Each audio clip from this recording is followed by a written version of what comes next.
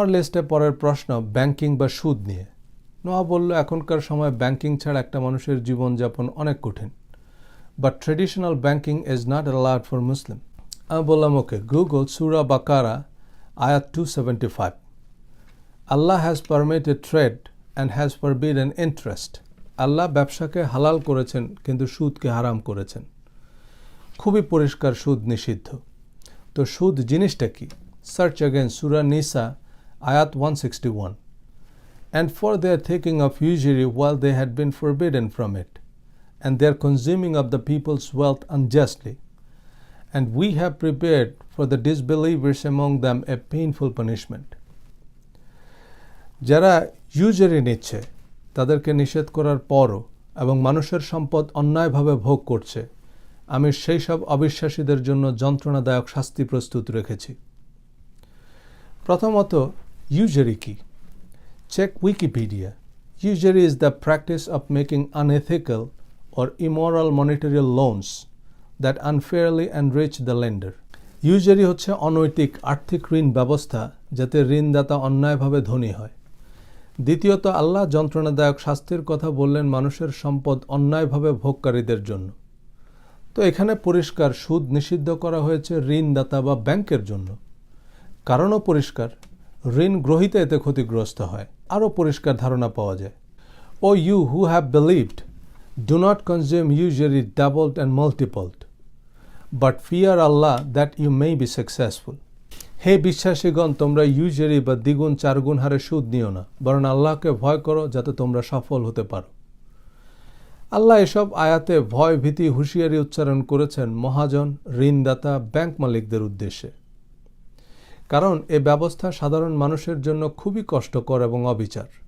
সূরা বাকারা আয়াত 280-তে বলা হয়েছে, and if someone is in hardship then let there be postponement until a time of ease, but if you give from your right as charity then it is better for you if you only know. যদি ঋণ গ্রহীতা আর্থিক সংকটের মধ্যে থাকে তবে সংকট অবস্থা কাটিয়ে ওঠা পর্যন্ত তাদের সময় দাও, কিন্তু যদি মওকুফ করে দিতে পারো তবে তা তোমাদের জন্য কল্যাণকর। এই হচ্ছে সুদ সম্পর্কে আল্লাহর নির্দেশ। এইসব আয়াত থেকে এটা খুবই পরিষ্কার যে ঋণের অনৈতিক বা উচ্চ সুদ গ্রহণ কার জন্য নিষিদ্ধ করা হয়েছে এবং কেন করা হয়েছে। কিন্তু আমরা বুঝছি উল্টাটা। আমরা ব্যাংক থেকে লোন নিলে তার পাই পয়সা সুদ দিচ্ছি, কারণ দিতে হচ্ছে, কিন্তু ব্যাংকে ডিপোজিট করলে যে 2 পয়সা পাই তা নিচ্ছে না। কেন? কারণ ব্যাংক মালিকরা গরিব মানুষ, তাদের খুব কষ্ট হতে পারে। শৈবাল দিগিরে কহে উচ্চ করি শির, লিখে রেখো 1 ফোঁটা দিলে এম শিশির। আমি নোয়াকে বললাম, দেখো, আল্লাহ সুদকে অচ্ছুত বলেননি যে ব্যাংকের কোনো সার্ভিস তুমি নিতে পারবে না বা ব্যাংকে চাকরি করতে পারবে না, বরং ব্যাংককে বলেছে যাতে মানুষের জন্য কষ্টকর হয় এমন উচ্চ হারে জবরদস্তিমূলকভাবে সুদ না নেয়। So God is responsible for what is said, not for what you understand. আধুনিক ব্যাংকিং ব্যবস্থায় একটা bank very sophisticated, well researched একটা সিস্টেম এবং তীব্র প্রতিযোগিতামূলক বাজারে গ্রাহক সেবা, জনকল্যাণ, প্রতিযোগিতামূলক ইন্টারেস্ট রেট টিকে থাকার মূল মন্ত্র। তাই সুদকে রিডিফাইন করার সময় এসেছে। ব্যাংক মানে সুদ আর সুদ মানে হারাম নয়। অনেক ব্যাংক ইসলামী ব্যাংক নাম দিয়ে দারুণ ব্যবসা করছে, তবে এটা marketing issue, not religious. Islamic ব্যাংকগুলোর ডিফারেন্সিয়েশন পয়েন্ট হচ্ছে সুদের হার নির্ধারিত করে না দিলেই হালাল হয়ে গেল, আর সুদের হার নির্ধারিত করে দিলেই হারাম। এক্ষেত্রে তো আমি ব্যাংককে পুরোই ওয়াক ওভার দিয়ে দিলাম। লোন বা ডিপোজিট 2 ক্ষেত্রে সুদের হার নির্ধারিত হয় মূলত প্রতিযোগিতার ভিত্তিতে, কারণ ব্যাংক তো আর একটা নয়।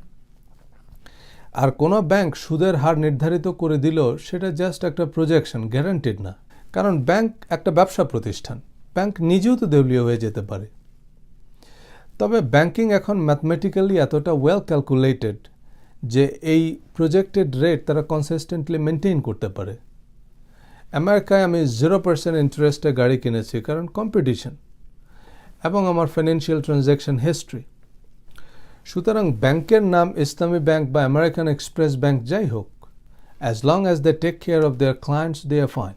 আর তোমার আমার ব্যাংকিং করতে তো কোনো সমস্যাই নেই যদি তুমি ব্যাংকের সার্ভিস অ্যাফোর্ড করতে পারো। আর অ্যাফোর্ড করতে না পারলে তার জন্য ব্যাংক মালিক শাস্তি পাবে।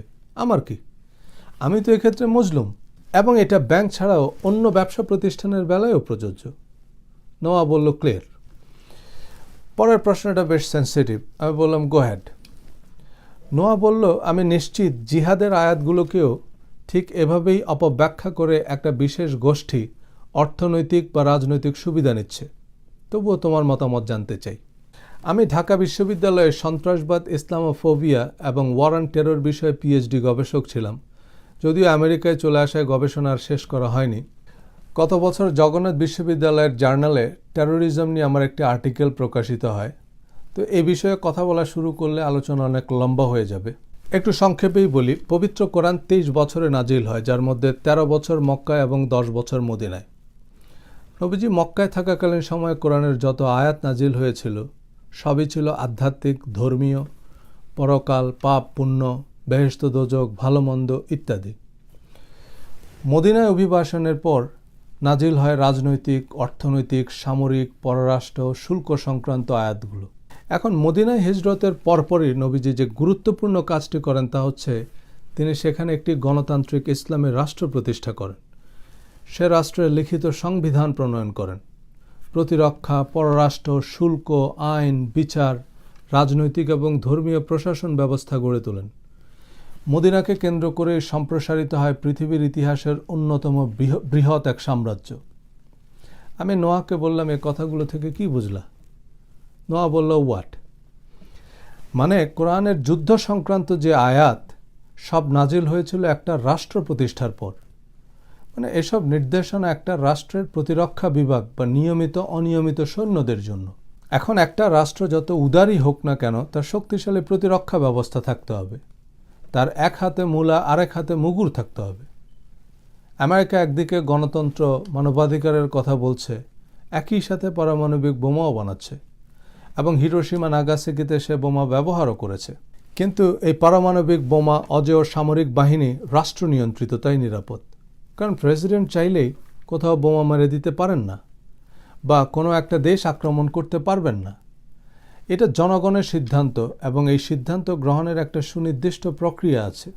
কিন্তু এখনকার এই নিয়মতান্ত্রিক, পরমত সহিষ্ণু বিশ্ব ব্যবস্থায় জনবিচ্ছিন্ন, ভূখণ্ডহীন, অদৃশ্য খুনি, নির্বিচারে নিরীহ মানুষ হত্যাকারীরা কেবলই সন্ত্রাসী। এদের সাথে ধর্মের কোনোই সম্পর্ক নেই।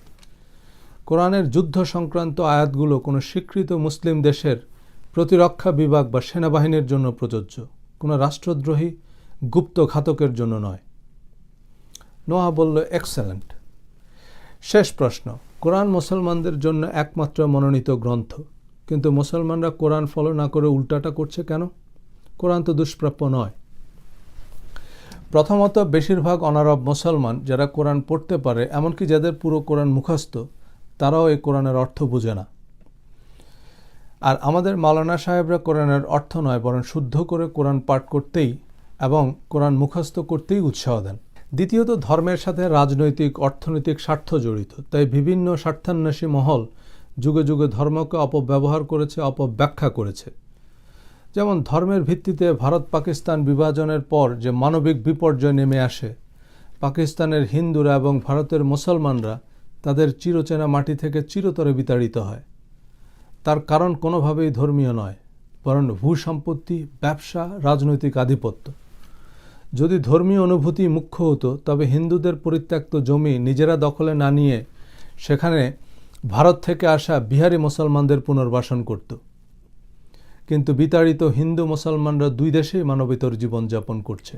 যাই হোক, স্বার্থান্বেষী অনেক মহল কোরআনের চেয়ে কোরআনের পছন্দসই তাফসির, বানোয়াট হাদিস আর আজগুবি কিচ্ছা কাহিনীর ভিত্তিতে এক উদ্ভট ধর্মীয় চর্চা প্রবর্তন করেন।